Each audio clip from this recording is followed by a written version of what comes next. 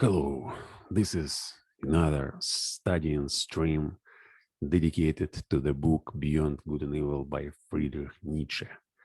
Now I'm going to read the preface and then continue studying the book and think aloud. Supposing that truth is a woman, who then is there no ground for suspecting that all philosophers, insofar as they have been dogmatists, have failed to understand women? That terrible seriousness and clumsy importunity with which they have usually paid their addresses to truth have been only unskillful and unseemly methods for winning a woman? Certainly, she has never allowed herself to be won. And at present, every kind of dogma stands with sad and discouraged mien, if indeed it stands at all, for there are scoffers who maintain that it has fallen, that all dogma lies on the ground, nay more, that it is at its last gasp. But to speak seriously, there are good grounds for hoping that all dogmatizing philosophy, whatever solemn, whatever conclusive and decided airs it has assumed, might have been only a noble pluralism and tyrannism. And probably the time is at hand when it will be once and again understood what has actually sufficed for the basis of such imposing and absolute philosophical edifices that philosophers have hitherto reared. Perhaps some popular superstition of immemorial times, like soul superstition, which in the form of subject or ego superstition has not yet ceased doing mischief. Perhaps some play upon words, a deception on the part of grammar, or an audacious generalization of very restricted, very personal, very human, all too human facts. The philosophy of the dogmatists, it is to be hoped, was only a promise for thousands of years afterwards, as was astrology in still earlier times, in service of which probably more gold, labor, acuteness, and patience have been spent than on any actual science hitherto. We owe to it and its super terrestrial pretensions in Asia and Egypt the grand style of architecture.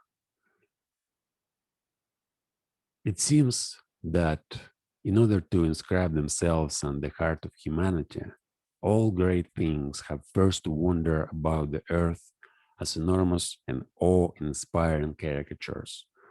The dogmatic philosophy has been a caricature of this kind. For instance, the Vedanta doctrine in Asia and Platonism in Europe. Let us not be ungrateful to it, though it certainly must be confessed that the worst, the most tiresome, and the most dangerous of errors hitherto has been a dogmatist error, namely Plato's invention of pure spirit and good in itself. But now, when it has been surmounted and Europe, rid of this nightmare, can again draw breath freely and at least enjoy a healthier sleep, we whose duty is wakefulness itself are the heirs of all the strength that the struggle against this error has fostered. It amounted to the very inversion of truth, the denial of the perspective, the fundamental condition of life. To speak of spirit and the good as Plato spoke of them. Indeed, one might ask as a physician, how did such a malady attack that finest product of antiquity, Plato? Had the wicked Socrates really corrupted him? Was Socrates, after all, a corrupter of youth and deserved his hemlock? But the struggle against Plato, or to speak plainer and for the people, the struggle against the ecclesiastical oppression of millennium of Christianity, for Christianity is Platonism for the people, produced in Europe a magnificent tension of soul, such that had never existed anywhere previously. With such a tensely strained bow, one can now aim at the furthest goals. All right, so now let's go on and finish this preface. Say Nietzsche was like brilliant at writing prefaces, especially, no, he started writing these prefaces at the later times. I mean, he developed his writing skills, I guess, at no, 18, at the 19, no, it was 18 or 19, stop, 18, yeah, at 1880s. And many of his prefaces were written later to his old books, and they're just such brilliant prefaces. But anyway, so today I want to finish this preface, and there are just few paragraphs. So I already covered everything up to this point, and now let's go on and read further.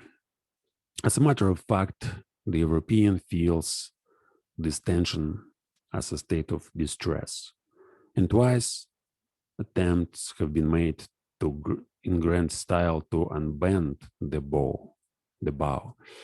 Once by means of Jesuitism, and the second time by means of democratic enlightenment, which, with the aid of liberty of the press and newspaper reading, might in fact bring it about that the spirit would not so easily find itself in distress. All right, this is one sentence. Yeah. Let's take a look and analyze what's written here. European feels this tension as a state of distress. All right, what kind of tension? Yeah, which he talks about before. This struggle against ecclesiastical oppression of millennium of Christianity. It's basically science. So he talks about the revolution in science and religion. Religion for thousands of years was superior to science, and indeed, religion used science to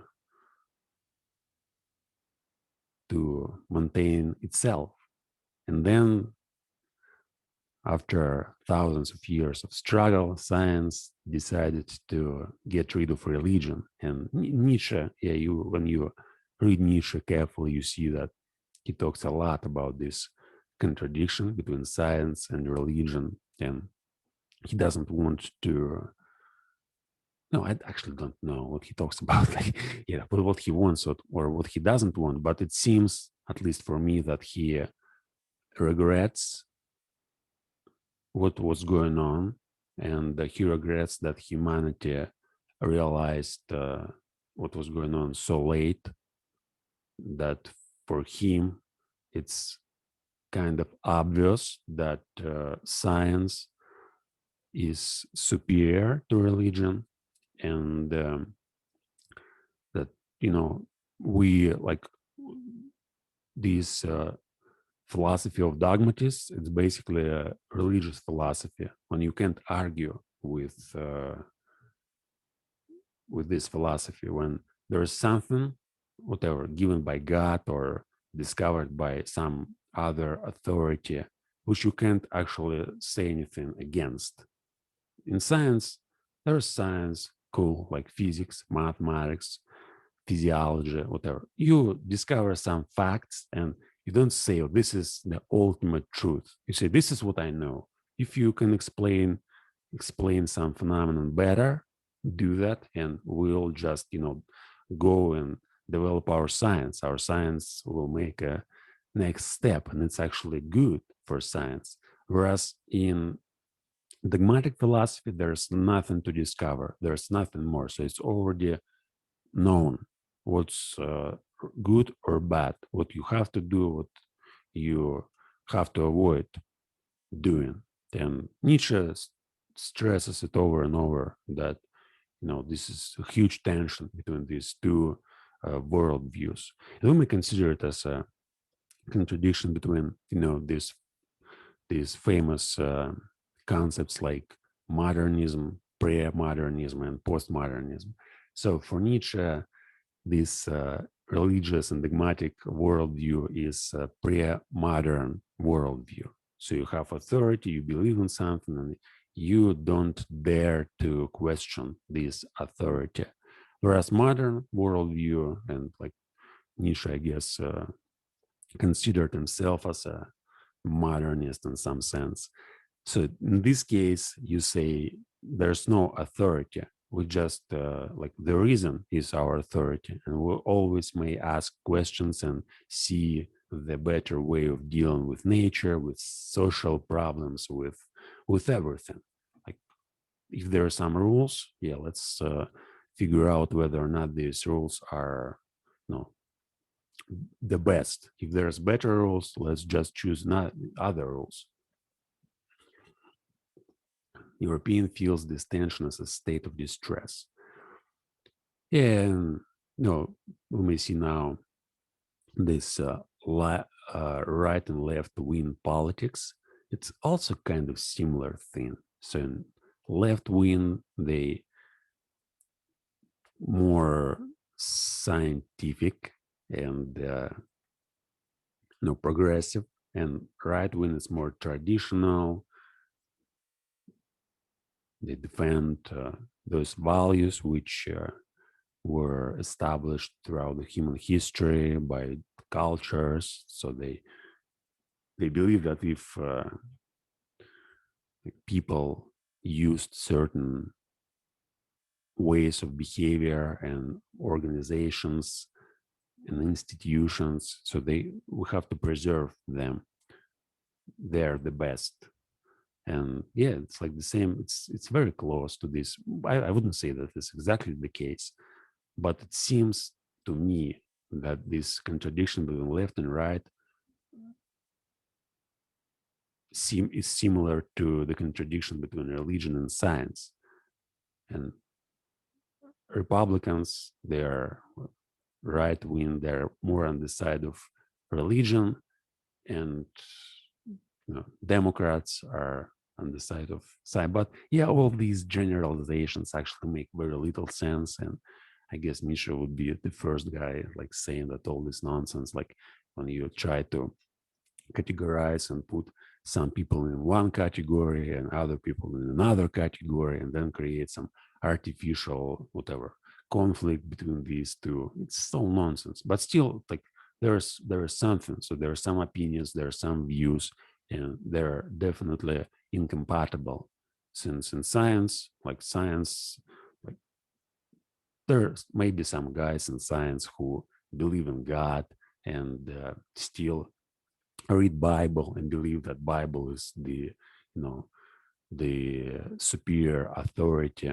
And there may be people in religion who do science as well. So they may, again, believe in God. They may, whatever God, like Jewish, Christian, Muslim, Buddhist. Actually, in Buddhists, they don't have gods, but they have some kind of gods. Like Buddha, it's also the manifestation of some goddess, whatever.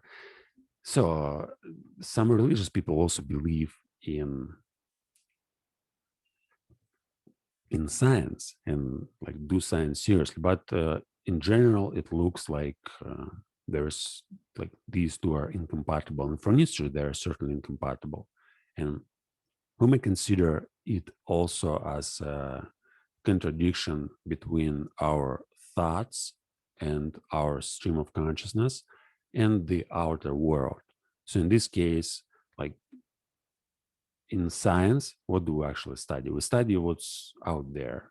So we study nature, we study ourselves as well, but something that we can, confirm in many cases. It's not some thoughts and ideas. So we study math and logic, but these rules and laws in math and logic, they're based on certain, evidence, and they're not absolute.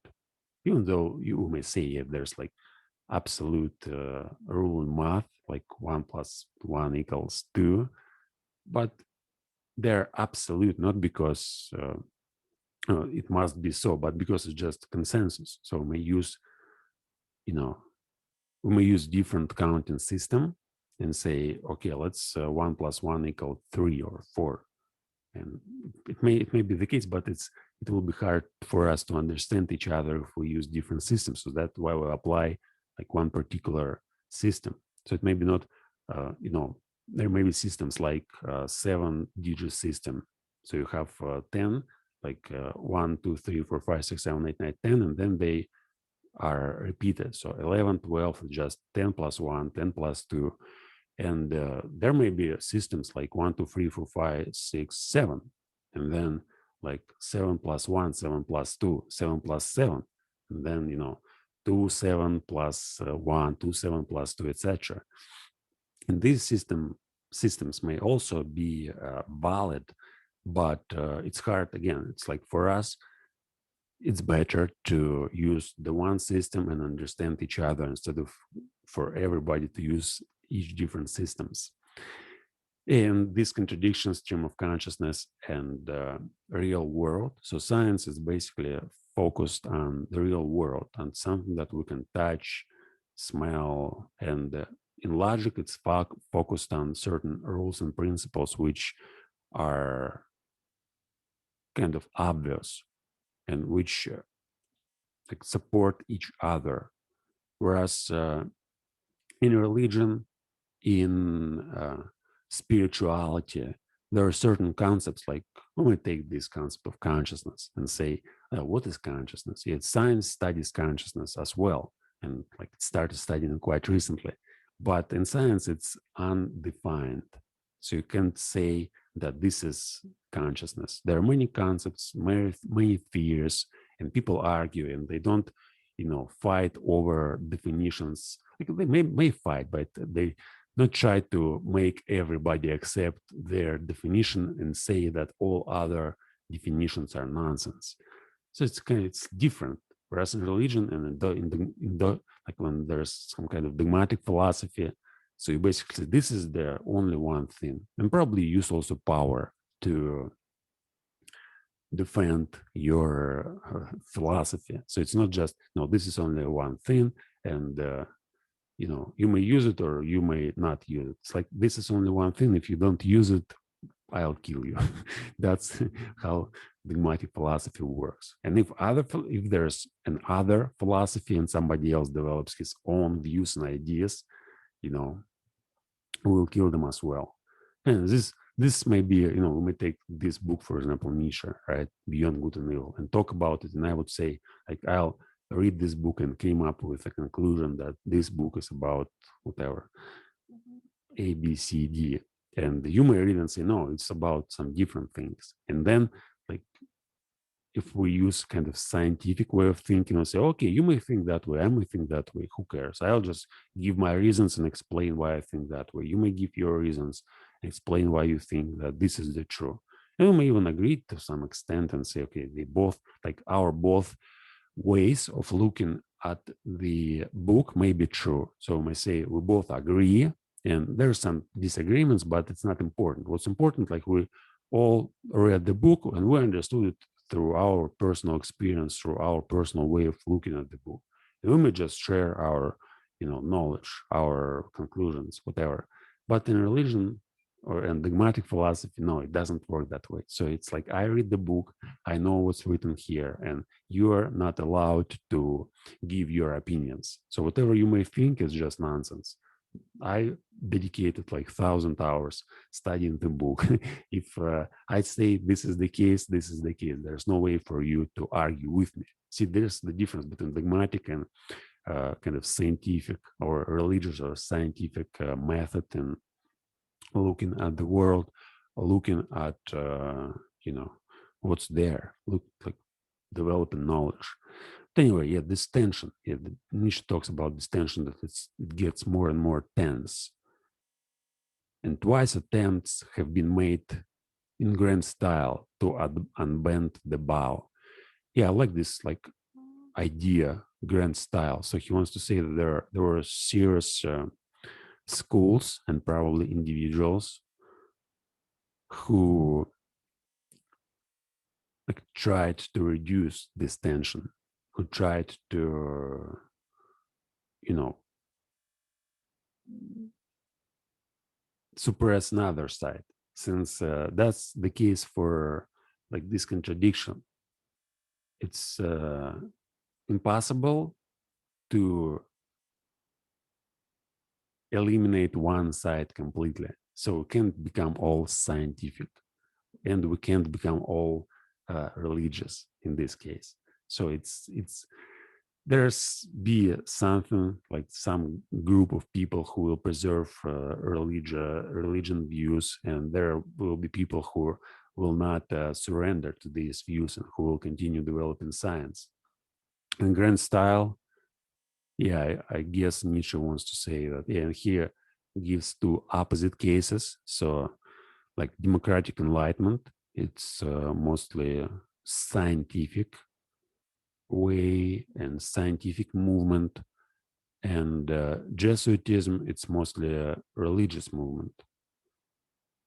And he wants to say that like grand style, so there were like really serious people who tried to unbend the bow. So they wanted to make everybody like take their sides. And the second time, democratic enlightenment. So they also wanted, like, I guess by democratic enlightenment, he means French philosophy, and not just French, maybe English philosophy, starting from Locke and going through Hobbes, and then French philosophers like Diderot and D'Alembert, Rousseau, who was there, Voltaire. Maybe he refers to something later, like democratic enlightenment in in 19th century, but I'm not sure. Like, you know, these socialist movements. I guess the word enlightenment here is maybe used in a kind of ironic way. But democratic enlightenment. So democratic, it's like social democrats, and this movement started gaining power in. Я занят. Я занят, не отвлекай меня, пожалуйста. Okay, so I was asked, doesn't matter. Anyway, so in just time, by means of democratic enlightenment. So democratic, like democratic movement started in the beginning of 19th century, at the end of 18th century, and enlightenment it's like may be considered, you know, the beginning of 18th century with such thinkers like no, even the end of 16th century. I guess enlightenment started with René Descartes and Newton and, you know, Leibniz, and then proceeded through Kant. Then again, French philosophers like Voltaire, Diderot, these materialists, and they like also were kind of democratic. But socialism, yeah, it's a new movement, so we can say democratic enlightenment is about socialism. So Marxism, for example, I don't think Nietzsche thinks about Marxism when he refers to democratic enlightenment. So he basically talks about the end of 18th century. Rousseau, Voltaire, Diderot, and others. But I'm not sure, so I may be mistaken. That's just my way of understanding. I may just check it out. Democratic enlightenment. What might it be? Democratic enlightenment.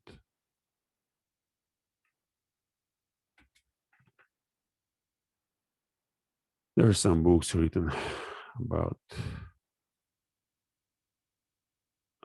this, but I don't want to read any book. Okay, let's just enlightenment, spiritual enlightenment. That's different. Age of enlightenment. Age of enlightenment, 17th and 18th century, intellectual movement, Francis Bacon, Descartes, Newton, French Revolution. Yeah, and it actually led to French Revolution. Immanuel Kant.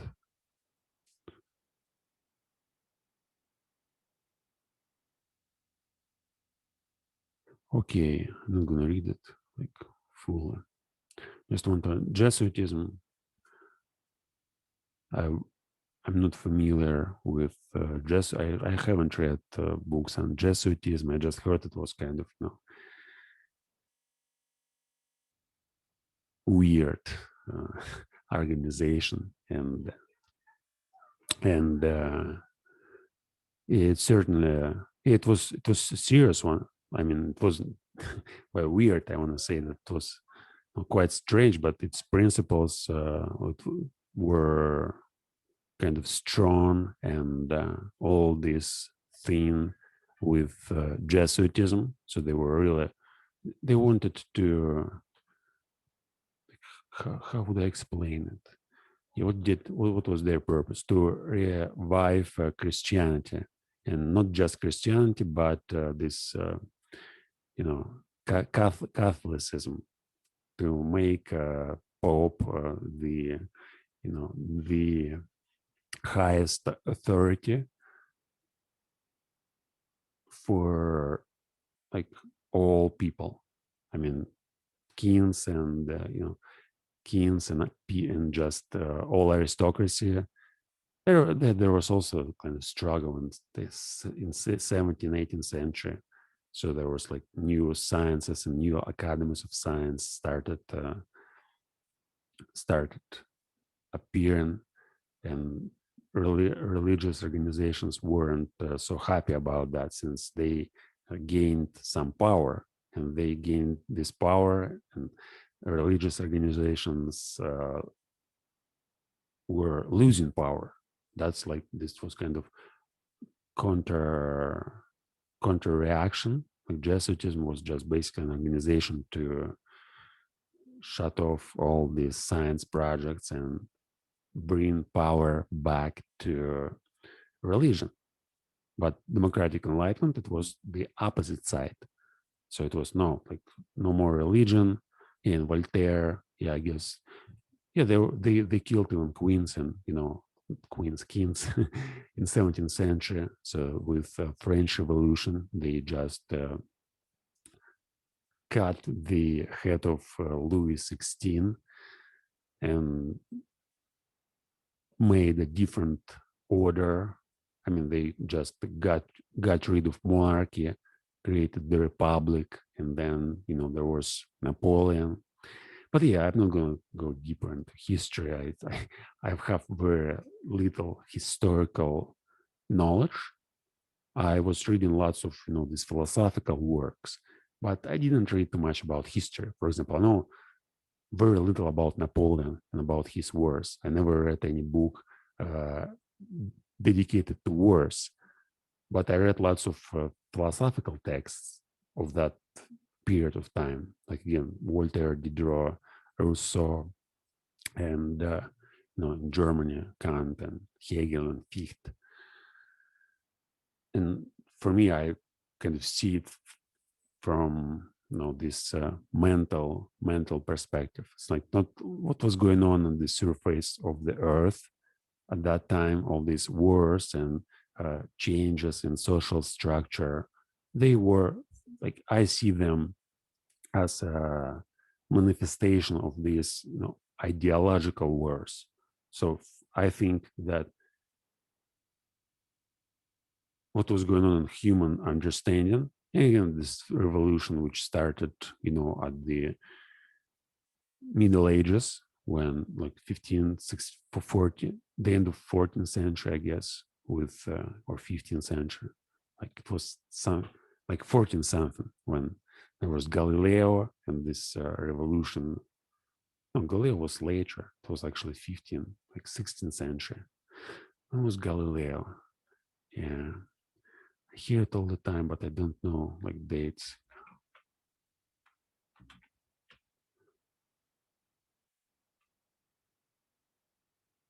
Uh, yeah, it's like 1560, 1640. So I guess it was the beginning of 17th century with this new order emerged out of scientific revolution when we proved that the sun is in the center of our solar system and the earth is moving. Yeah, recently I was thinking about it for a while. It was the day before yesterday. I was walking and I tried to put myself in a position of somebody who lived in a 15th century, 14th century. And I tried to think like, how would I prove if I have no knowledge, no technology, no any data? How would I prove that sun is bigger than Earth and that the Earth is revolving around the sun and that it's like, has a spherical form or ellipse, like this kind of ellipse. And it was so difficult. I mean, I didn't came up with any idea. So I was thinking, okay, I might just go and read about it in Wikipedia now, or watch some videos where they'll explain me how they proved that this was the case. But I was thinking, how would I prove it to myself? Like if I was living back then, and I didn't come up with anything. I was thinking for half an hour, and the only reasonable way is just to build to build a rocket and go to the uh, cosmos, to go to the space. But of course, like measuring certain like stars and movements of the stars, and I think they measured some like satellites of Jupiter. They use satellites of Jupiter to measure what some like I don't remember even what. Like they certainly didn't know about speed of light. They couldn't measure speed of light in 1500s and 1600s. And knowing the speed of light, I can say how, like I can, how it's possible to measure, but I'm not sure that I myself can do that. But it's so strange. I mean, it seems that I know that sun is like huge and earth is spherical and it revolves around the sun. So I see these pictures of pale blue dot and I might say this is what's going on. But if I'm asked to explain, how do I know that? Why is it the case? I have nothing to say, just nothing. So strange. And I didn't want to read anything. So now I want to think about it like in the future, probably next couple of weeks. I'd like to talk with people about these ideas and ask them how they know that this is the case. Maybe play some kind of games, trying to pretend that. Well, I guess no, it wouldn't work. But anyway, so by means of Jesuitism, and the second time by means of democratic enlightenment. Yeah, and Jesuitism, I'd like to also check it out, like when it started. Actually, I read one book about Jesuitism a long time ago.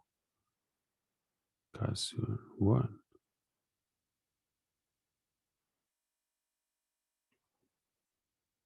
Jesuitism.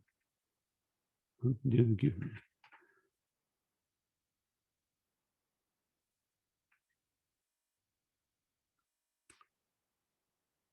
Redirected from Jesuitism.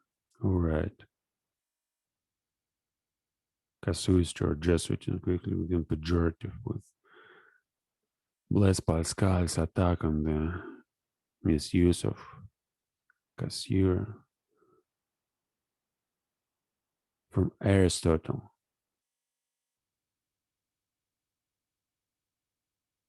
Wow. Like 1550, 1650, the Society of Jesus used case-based reasoning, particularly in administrating the sacrament of penance or confession.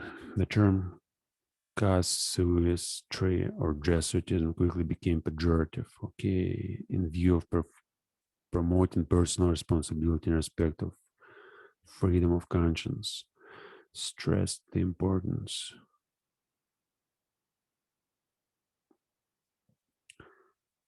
All right, so now I see it's like 1550, 1660. I'm not gonna go deeper and study, like read something about Jesuitism now. I've read the book here by some, I forgot his name. It was a long book, by the way, like 500 or 600 pages. 2015, 6 years ago. And I remember very little from this book, almost nothing. And it was dedicated to Jesuitism. That's so strange. I mean, the whole book about Jesuitism. I also had some, I was studying some religious questions. Yeah, I was studying Sextus Empiricus that time.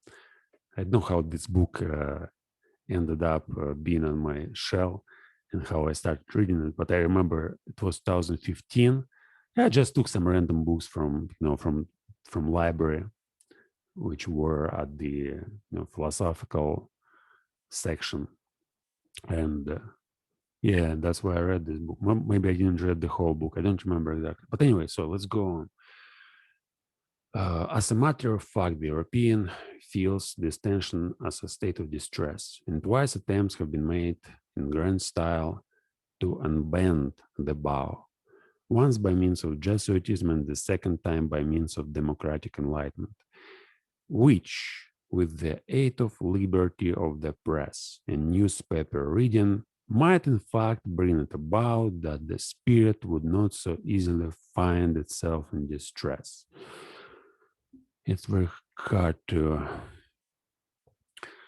like, I definitely know that Nietzsche was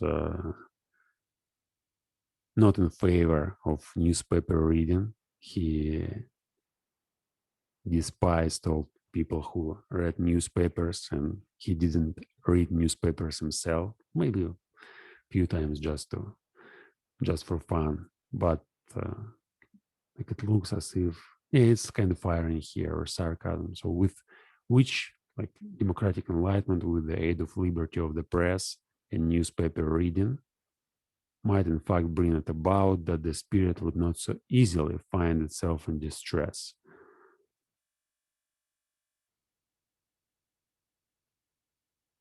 So why it's in quotes? Okay, he mocks, this newspaper reading as nowadays, you may have the same attitude to those people who watch news on TV. So if you watch news on TV, it's like almost the same type of, education and the knowledge about what's going on in the world as reading newspapers, which were mostly all just propaganda. So kind of propaganda of this or that point of view. No education, no real knowledge, but some institutions that just fighting for power. And the same on TV. So you have some groups of people who are captured all this. Not now. Now you have the internet, and it seems that here it's all really free.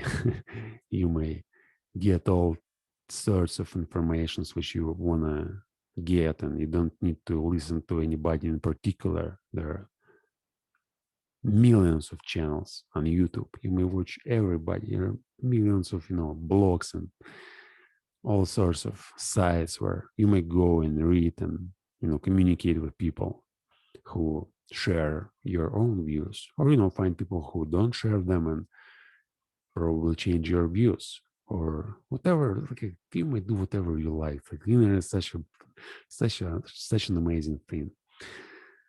Yeah, but you know, it's also sad since you have to be a little bit more developed than just an average human being,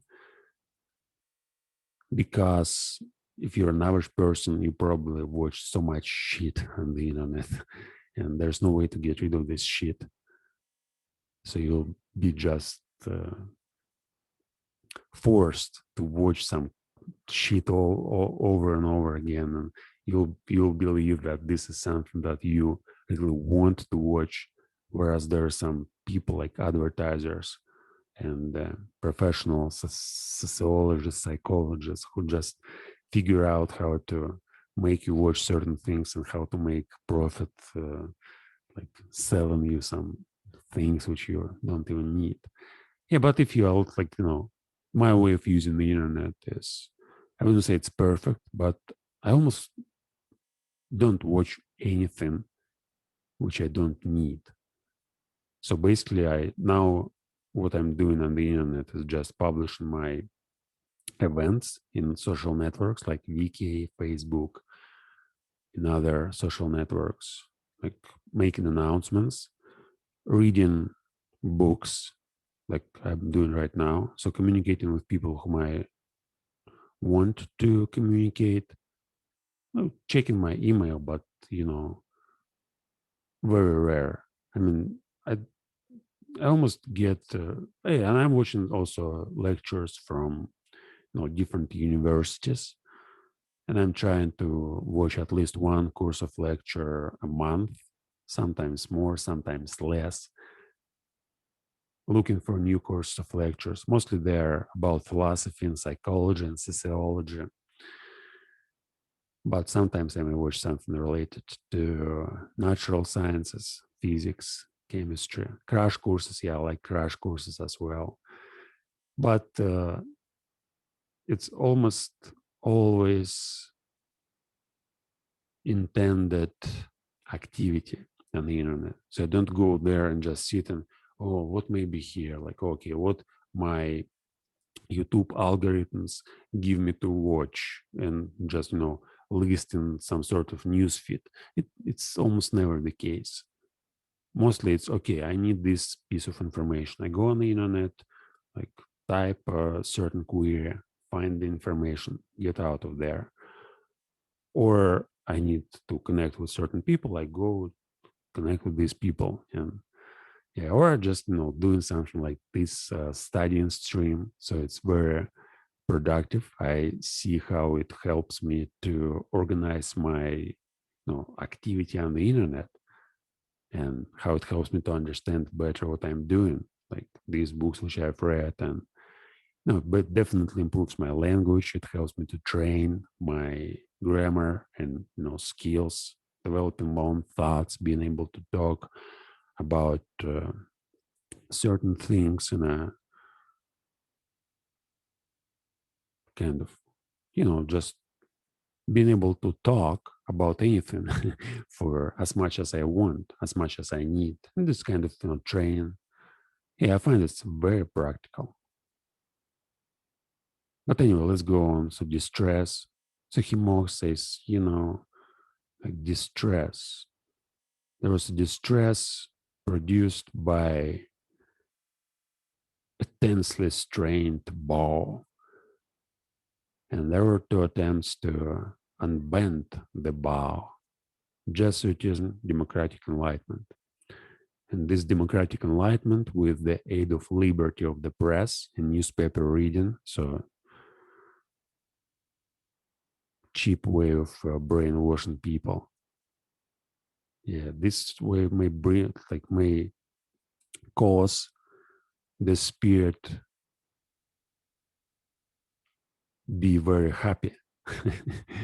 Yeah, but obviously it's kind of sarcastic remark, since once again Nietzsche was very suspicious of democratic enlightenment. He didn't believe in no in in the herd. He didn't believe in crowd. He didn't believe that it's possible to make everybody smart and raise consciousness of all people. So he believed that we have to focus on a certain group of people, like those who have certain predispositions, and work. First of all, we have to work on ourselves, and then like this, obviously, if you want to share whatever you find there in the world with people, with like-minded people, it may be like it may be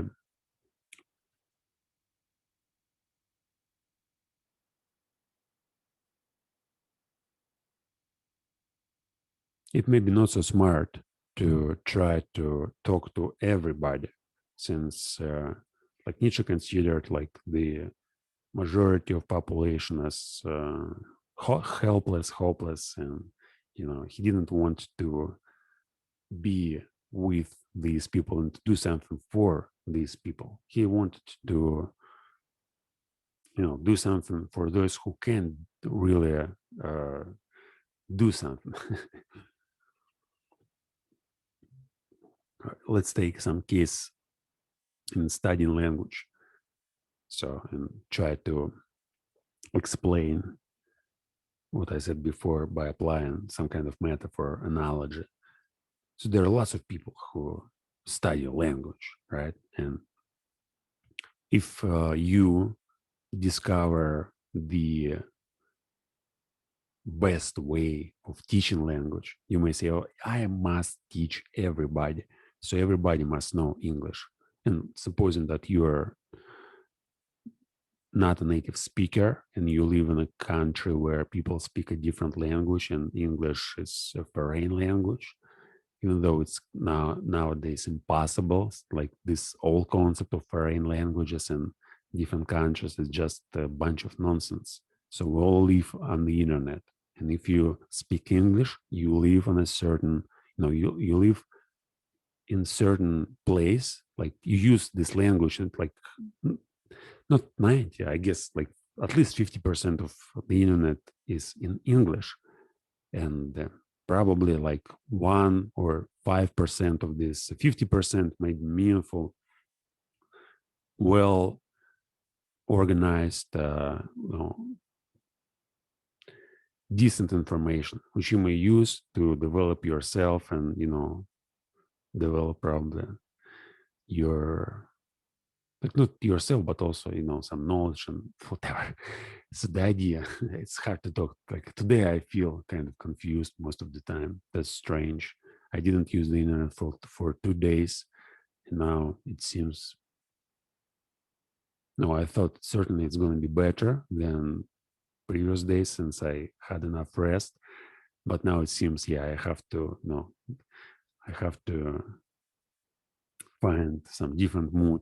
But anyways, this life on the internet. So if you have an access to the internet, and it looks as many people spend half of their time on the internet, and if you live like no matter where you live on local level, so like you may live in Africa, China. Well, in China it's maybe different since there are some restrictions in using the internet. But if you live in like in America, in England, in Russia, in Germany, in France, in Africa, in Australia, in northern countries, you have an access to the internet, and you may use any language here.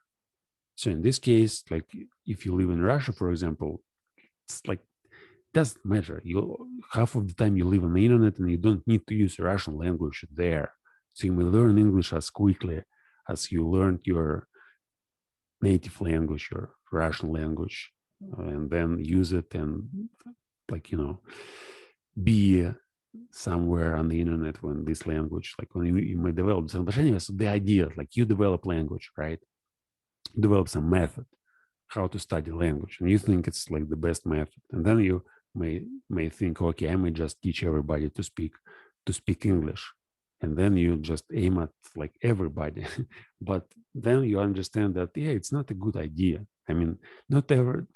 now it's almost impossible to like teach everybody, even though you may came up with the greatest methods and tools, but still, even though there are all the information available on the internet may be used to supply your methods, and you may like take literally everything from the internet and just use it to teach people, but still it looks very stupid when you like try to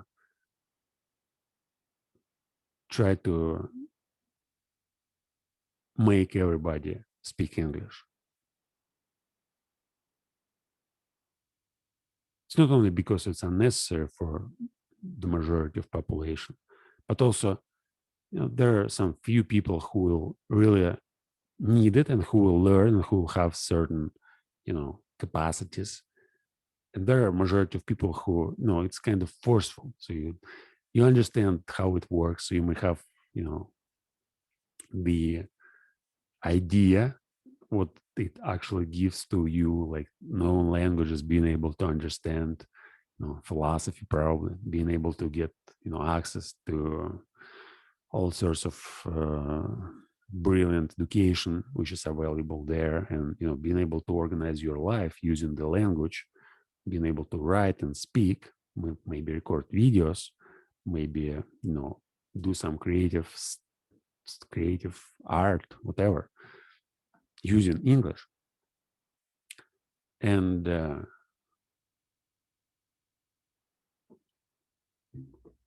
you may think that everybody must do that. And I guess it was my example, my case.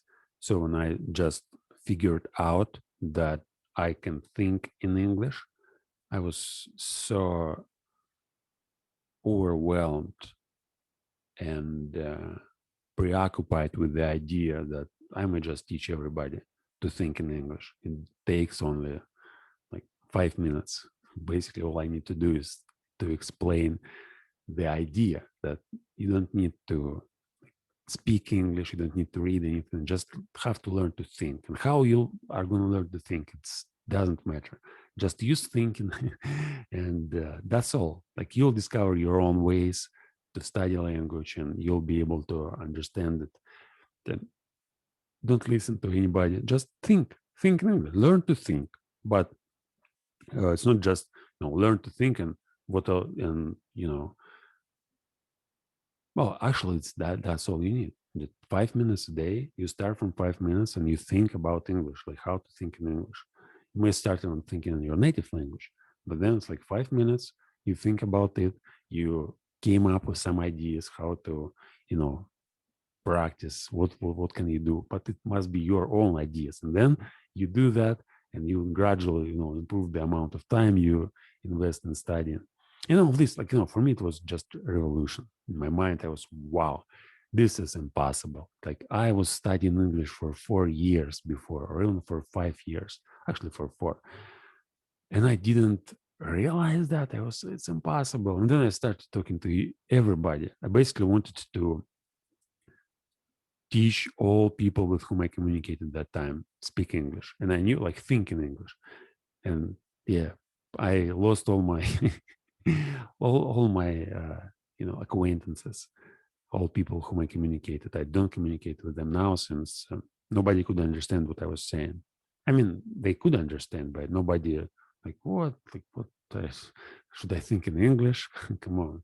And I was saying, well, I'm going to think in English. So if you want to communicate with me, there is no way for you to communicate with me in Russian. Study English. And this is how you may study. Just think in English, think on your own. But yeah, people don't like to think. It seems that thinking is a luxury, kind of jewelry, whatever, something that is unavailable for the majority of people. Not just thinking in a foreign language, but just thinking in one language, in native language. That's the problem. So if you aim at people who like don't want to do anything, who don't want to think, who don't want to try something new to get better, who want just to uh, go through their lives in a kind of safe way, doing everything they were taught to do from childhood, or just trying to do something new, but not so radically, like changing language, for example, or something like that. So if you try to convince everybody, it's very stupid. And yeah, you may actually, if you have, let's suppose that now I'm a president and I see of Russia, whatever, I see that it's I see that there's the only one way to to save Russia in the future, and it's like change its language to English, like to make everybody think in English. Let's suppose just again thought experiment. So I have power. I have power, and I have this idea. I may use both, but it wouldn't give a result. So it probably will, well, it will lead to some unpleasant consequences. But let's suppose I have I let's suppose I am a Stalin or Hitler, uh, like 50 years ago, whatever, 100 years ago, and I want everybody like speak English. Well, just stupidly, I want everybody to do one thing that maybe not even related to English. I discovered that there's something amazing we all can do, and I want everybody to do that. It's not going to work. People, even those who like, even if I may force people to do that, I won't be able to get to the point when people will do it on their own, when they will get pleasure from that. They will understand what it gives them, like why they need to do that. It's like force never works. That's the price. Like schools, like modern schools, like the major problem in schools is children don't want to learn. They don't want to study. And when they are forced to study, they got dumb. And most of the people now are dumb because they are forced to study at school and they don't want to learn at school. That's a tragedy. I mean, really, it's such an amazing activity like studying. So you may study like 5, 10 hours every day and get a lot of pleasure from that.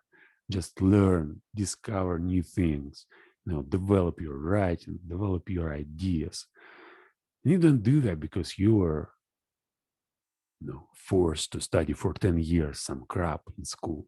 Maybe it wasn't crap. Yeah, I'm studying lots of things which I studied at school now from time to time, in math, such things which were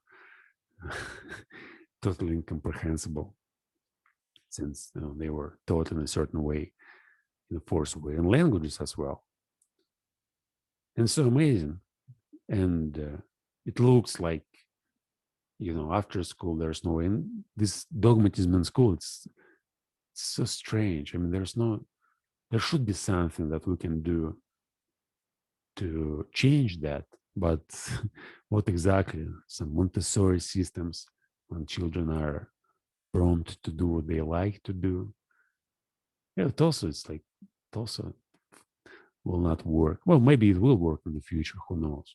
But the problem with dogmatism in schools and with this force, with this idea that you have to force something on others, on everybody, this is the problem. So you may say, like, guys, if you really want to get some great education, if you really want to become smart and make yourselves philosophers into philosophers, like be powerful, be strong, live a decent life.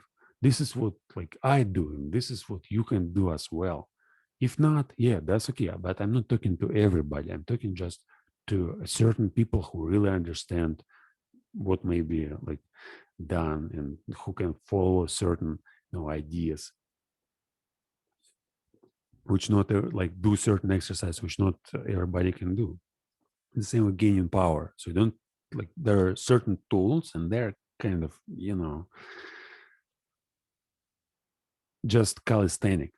You may do like exercise every day for like 20, 30 minutes, and you may develop your body into something really great in just few years, just doing push-ups, squats, uh, pull-ups, all sorts of these exercises, and it's so easy. And see how why why it's so hard to convince all people do that, and everybody just will become powerful and strong. They will not have problems. But in reality, you see that one of 10 people like hardly does anything. Why it's the case? Like, why it's hard to convince people to go to gyms or to work with their bodies? Because everybody tries to convince everybody in everything. Like people try to make money. Well, okay, it's like I'm trying to now speculate. It's not my purpose. My purpose is to understand what's written here in the book. And I was talking about newspapers, readings.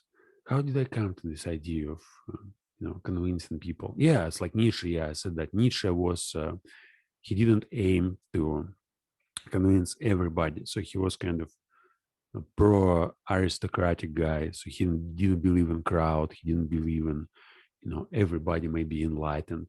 No, he believed in kind of superiority of a certain group of people over the others. And it wasn't like every like this group of people must control other group of people. No, it's like there are some talented people, and they may instead of wasting their time by reading newspaper and writing newspapers, read philosophy and write philosophy and become philosophers.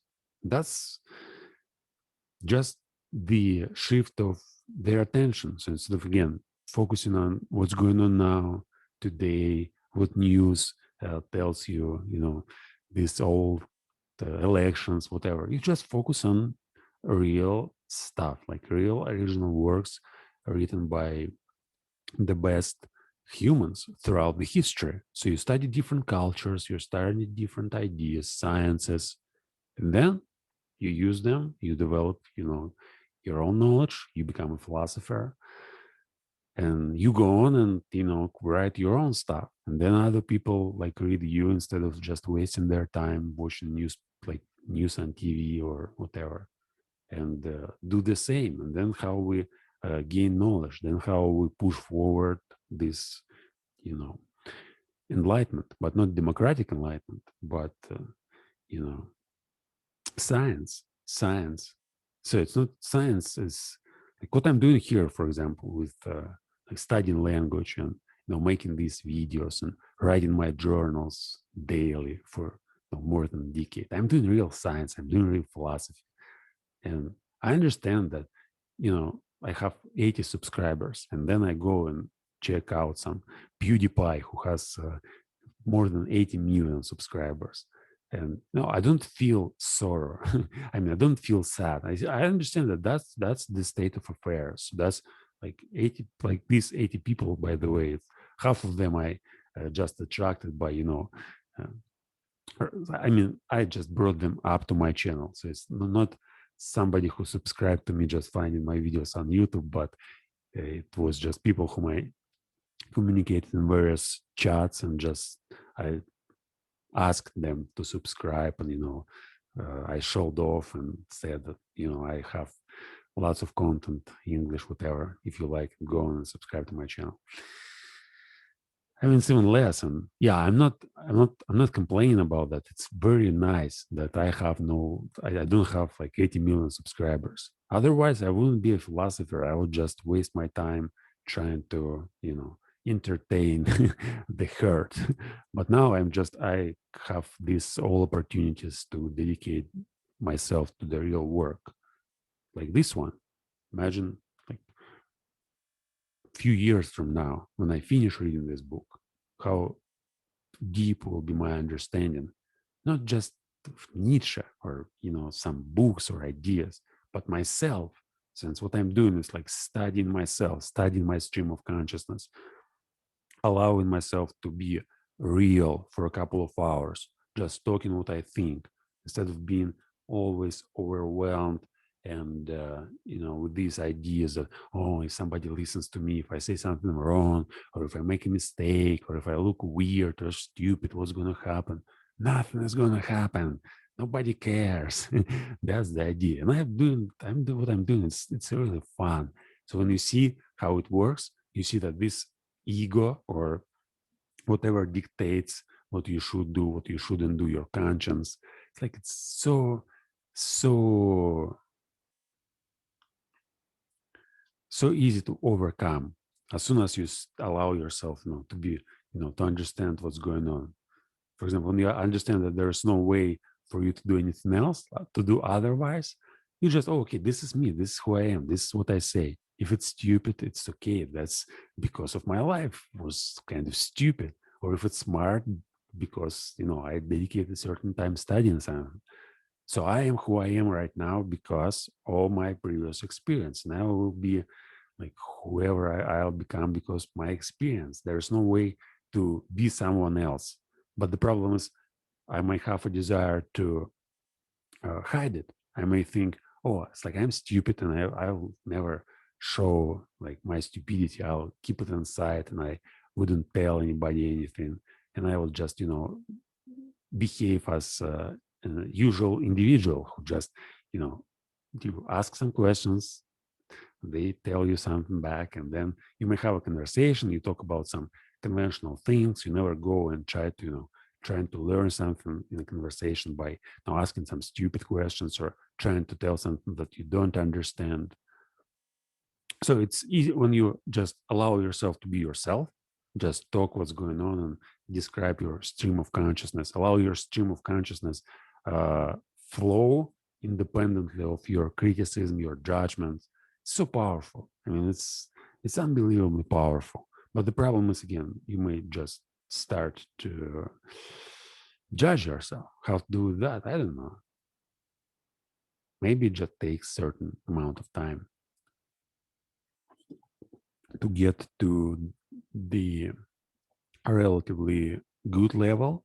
And then, like, I mean, I'm now publishing it on YouTube, and I basically don't care. I know that very few people are going to watch it now and maybe in the future as well. But I'm doing it not because I want to show off. I'm doing it because I want to understand the book, and it helps me to organize myself for these studies. And it also helps me to get better. I know that if I continue doing that, there's certain pressure, and this pressure, like, social pressure, whatever, I still, like, I'm not completely free, even though I boast about me being authentic and saying whatever I want to say. There's still some kind of pressure. I can't say everything, and it certainly modifies the way I speak. I mean, that what I record myself, this modifies the way I speak, and I want to get to the level where I'll be completely independent from this pressure. So when I may just start talking and I say whatever I think without being, engaged in all sorts of what's speculations about how I'm going to be perceived by somebody else. And again, it's like studying stream. But anyway, let's go on. It took like too long. Too long. It's time to finish already. I'm talking for more than an hour. The Germans invented gunpowder, all credit to them, but they again made things square. They invented printing. So gunpowder was, Nietzsche actually makes fun, like, uh, of Germans as well. So like this printing, Nietzsche curses it and says, with this printing, like we made so much, not a progress, but we gave people semi-education. We gave them some tools which aren't actually which were designed to bring enlightenment. So like reading, newspapers, literacy. It was so powerful. And people who invented it, they probably thought, oh, now it's like everybody may learn to read. And, all people are going to read books and they'll just learn, everything about science, philosophy, religion, all sorts of important things. They start to write themselves. But then it led to newspaper and brainwashing. And you don't, and it also makes you believe that you know everything. That's very tricky thing. So you read books, especially scientific books, philosophy books, and they create a sense of doubt. Since you read one philosopher like 5 books. Then you read another philosopher, and you see that there are some different ways of looking at the world. And even though each of these philosophers criticize each other, they still have pretty strong world views, and they know lots of things. And you like have like you develop doubts in yourself. You may start thinking that probably what you know is just something something relevant, whereas and just you become kind of, depends of course on what kind of philosophers you read, but in general you develop some kind of modesty in terms of talking about truth and what's going on here, and science, whatever. But when you read newspapers, when you're constantly exposed to this propaganda, they make you believe that this is true, that whatever you read in your newspapers is real, and that all people who study science, there are some corrupt individuals and elitists, and all people who have power, they also like bad people, and basically makes you like give, it's like giving what, some pearls to pigs. Yeah.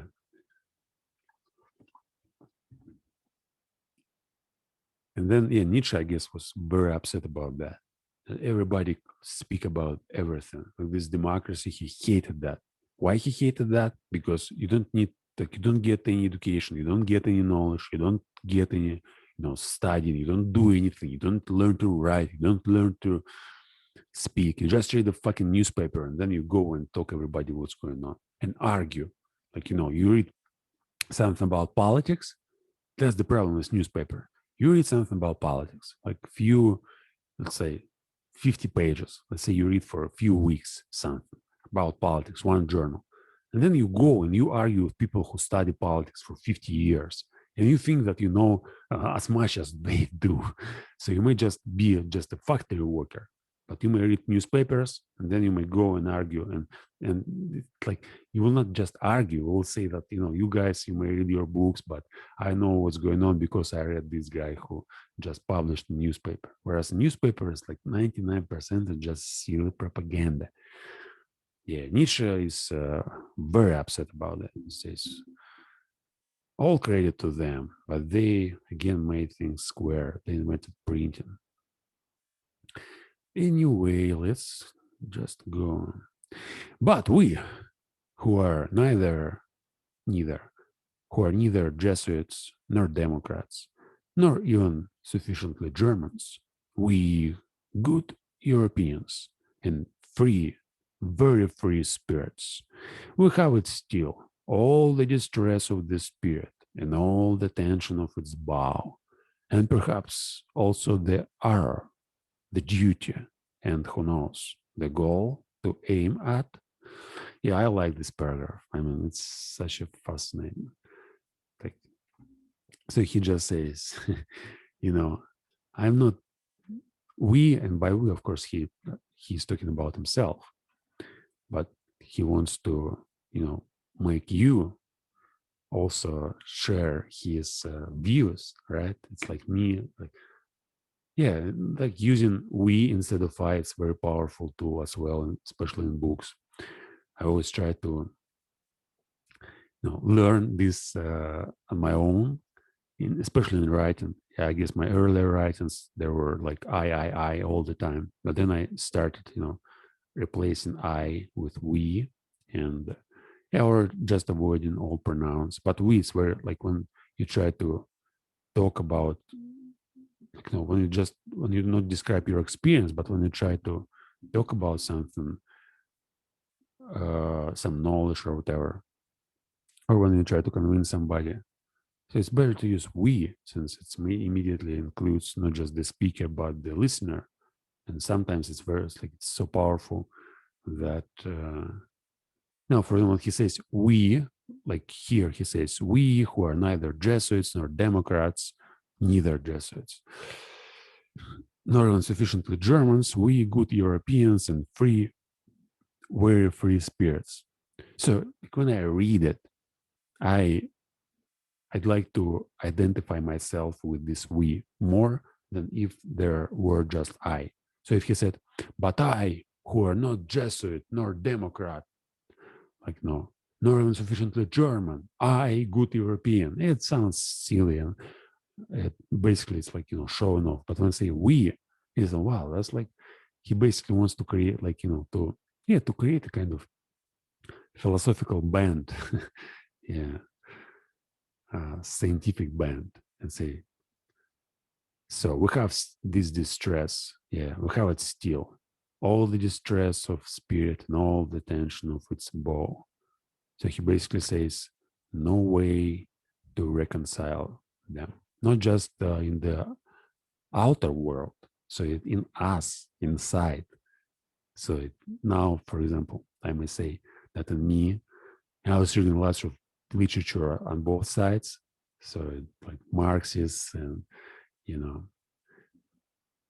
social democrats, especially Russian, 19th century, and philosophers like Kant, Schopenhauer, or Nietzsche, Hegel. Hegel were more to the first, clique. But anyway, so I was reading a lot, and sometimes, I see these contradictions in myself. I think in a certain way, but then I catch myself and say, no, stop. It's like what you're thinking. It's like there's strong arguments for, no, I'm like, I may make a decision based on my principles and my views and my experience. And sometimes it happens that, to make a decision, I have to consider several points, and I can't say which one of them is better, and they contradict each other. In this case, yeah, it's very hard to come up with any sufficient conclusion when you have this like so much like on both sides, and sometimes it leads to some kind of psychological disturbances, but it's still better than believe in one thing and be, but maybe not, I'm not sure. Yeah, again, it's so funny to think aloud. You may say so many stupid things, but then when you don't identify with them, it's like you see how it works, and then you find a better solution. So for example, what I'm doing now, yeah, let's take this one. So I'm reading this book, and I recording my studying streams talking about this book. And on one side, I understand that what I'm doing, it's kind of, I might do that, but the question is, why do I upload it on YouTube if nobody watches it? So it's for me, it's kind of a personal commitment. So I upload it because I know that it gives me motivation to do that better and to develop myself by doing this exercise. But I also know that I kind of, open myself to all sorts of attacks, and people may just watch and judge me. They may not say anything, but it's like this also indicates a kind of value. I mean, I published on the internet, nobody watches it, and it creates in me some kind of frustration. So it may create a frustration. Now it doesn't create, but it maybe creates, but very little. So it creates a kind of frustration. Why do I publish it if nobody watches it? So I have to come up with some reasons and say, well, I publish it because of motivation. I publish it because I want to continue working on this exercise, and just publishing it gives me certain motivation. It helps me to organize myself, develop my self-discipline, and continue doing that. It also improves my language and blah, blah, blah, blah, blah. But then again, there may be stronger arguments like, okay, but can't I do it without that? Can I continue doing this exercise, or just read without publishing it? Maybe it's even worse. What if I just read books? It will certainly take less effort. So just read Beyond Good and Evil and just think about it for myself. I may just sit as well, or I may just record these videos but not publish them. Like, why not try this? And like, okay, but now I already tried that and it helped, but now I'm trying something new, and certainly it makes me feel different. So I'm not kind of there's two levels, like your mental level and emotional level. So on the emotional level, it certainly gives me some kind of new feelings, new ideas, new thoughts. And on a mental level, I also understand that I just go and do it for 100 hours, 500 hours, 1,000 hours, and it's like a project. It's like an experiment. I don't care whether or not it's going to work. I'm just trying to do that. If it works, great. If it doesn't work, who cares? I have time. I have this, desire and intention to read this book and understand it in depth. And I may use these technologies to upload it. If nobody watches, okay, I shouldn't care about like how many people watch it. I should care about how I do that. So my goal is to make it better.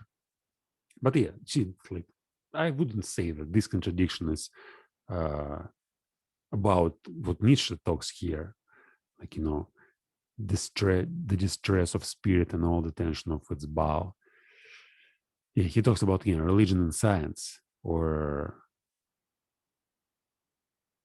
to be precise, he talks about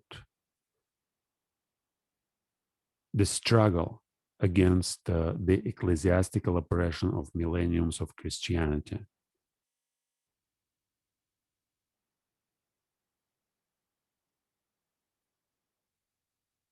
So all the distress of spirit and all the tension of its bow.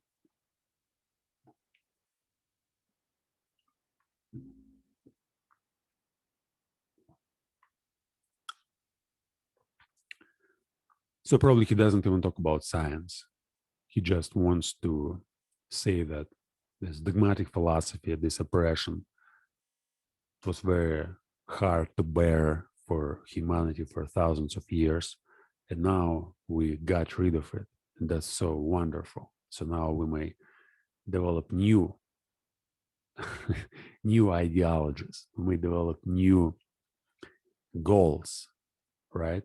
So that's when he says, now one can aim at the furthest goals. So before it was impossible, since if you want to give a name to humanity, like humanity already had a name to become a,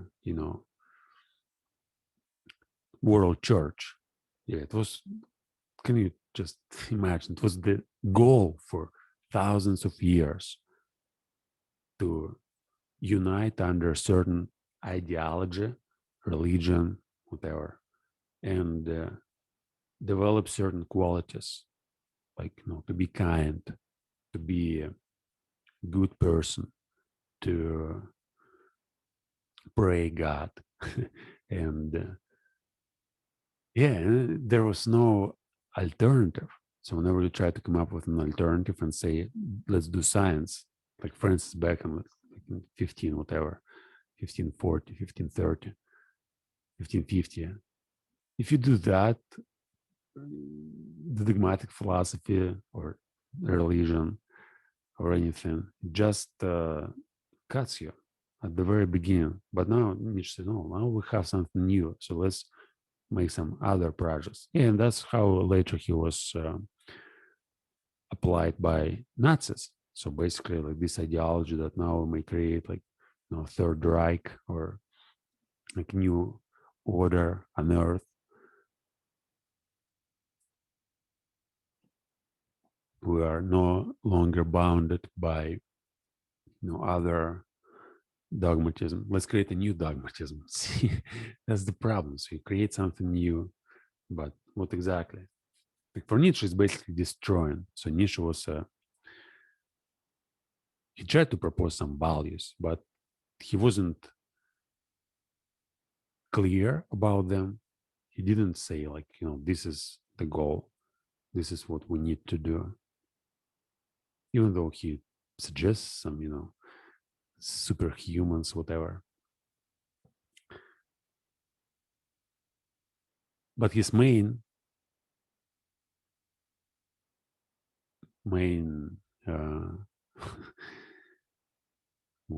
what's the word? Okay, what was he doing was destroying other ideologies. So this book, Twilights of Idols, or How to Philosophize with a Hammer, So it was like it was one of the latest books he wrote. I guess the last book before Ecce Homo. But yeah, in this book he said that I don't invent new idols. I just like I destroyed. I destroy. I destroyed. I destroy idols. I don't invent new ones. So if you want to see what happens, just look at the Asians. I mean, like inventing new idols. It's not a good idea in philosophy. Yeah, but still, he tried to new idea in Zarathustra, for example. He like says grand tables, to whatever. Yeah, I'm just I'm making all this up. Yeah, I see. Like I'm trying to say something, but I'm not clear, and just basically my fantasies. It's not real. Very free spirits. Free spirits, by the way, to understand it better, I guess one needs to read Voltaire, since Nietzsche borrowed this expression from Voltaire, and it's different from three free thinkers. Like free spirits is basically Voltairean, like ideal, ideal human, a free spirit, somebody who is not. Yeah, I guess Schopenhauerian idea here is relevant as well. Like it's like intelligence which freed itself from the service of the will. I guess Voltaire didn't mean anything like that by the term free spirits, but he certainly meant something similar. Free. Yeah, it was free from religion, free from any type of dogma. But for Nietzsche, I guess it also means like not just from dogma, but yeah, but not free from the body. See, there's difference in Schopenhauerian and Nietzschean concept of uh, self and individuality. For Schopenhauer, it's quite clear. So there's intelligence and there's the will, and the intelligence is the only valuable thing. Well, not the only value. I mean, like what it has to do is just has to free itself from the service of the will. And will is like suffering, it's never ending, and there's no way to satisfy the will. And yeah, when your intelligence serves the will, it's basically like you're a slave. But to become free, you just go and do some objective learning, objective study, creativity, art, whatever. Like go in different world. But for Nietzsche, it wasn't the case. For Nietzsche, like the body was more important than the spirit, and Nietzsche didn't believe in some abstract spirit and abstract intelligence. So he tried to for him free spirit was basically a spirit which wasn't bounded by any dogma. It's more like in Voltairean sense than Schopenhauerian. Yeah, all right. So, and perhaps also the error. Error. It's R or error. For me, it sounds like error. No, error. Slings and errors of outrageous fortune. Error. Yeah, error. Arrow. Arrow. And perhaps also the error, the duty, and who knows, the goal to aim at. Seals Maria, Upper, and Guardian, June 1885. 100 years before I was born. Yeah, 100 years and 4 months, 5 months, 5 months. Okay, I've done this premise. It took me more than 10 hours to read the premise. I'm also going to memorize this part from there to here. So next time when I'm going to make another studying stream, I guess it's going to be on Monday. I'm going to miss a few days. There's speaking clubs. I have to prepare for them as well. So I'm going to start reading chapter 1, Prejudices of Philosophers. Yeah, but I'll start from reading the premise. So memorize it, the whole thing, since it makes me think deeper when I have this in mind. And then when I have a walk, I may just recall it and then think about it for a while. And also a good exercise, to train your memory. I have lots of poems memorized, and whenever I want to bring them up, I don't need to go on the internet. I just recall them and practice my pronunciation with these poems as well. But here I also may use this preface to practice my pronunciation, just to read it out loud. That's again training my memory, training my attention. Yeah, I guess that's enough for today. It wasn't too long. I want to say a few words about my about these few days which I didn't record the videos. Yeah, on Wednesday and Thursday I decided to take a break from the internet, so I didn't use the internet at all. Mostly I was reading my journals, thinking. I went to the forest, walked there for a little time. I was running, not too much, just a few kilometers in the forest. Yeah, and basically was thinking. Yeah, like reading journals, doing some exercises, and running, thinking, walking. Try to clean my consciousness, since when you are on the internet all the time, all these impulses, checking out some social networks, your email, whatever, some YouTube new videos. So now I'm watching some course of lecture, and during these days I wanted to watch this course of lecture. I was even thinking about, maybe I'll not restrict the access to the internet completely. I'll just use it to watch one lecture a day, and that's it. No checking social networks and other things. But yeah, I couldn't do that. Well, I mean, I was aware that if I allow myself that, I'll probably then add something else and say, okay, maybe I'll just need to check once, and probably to see whether or not there were some, there were messages from other people. Yeah, and that's why I decided not to use the internet. Didn't watch anything. Yeah, today probably will watch one more lecture. Anyway, yeah, kind of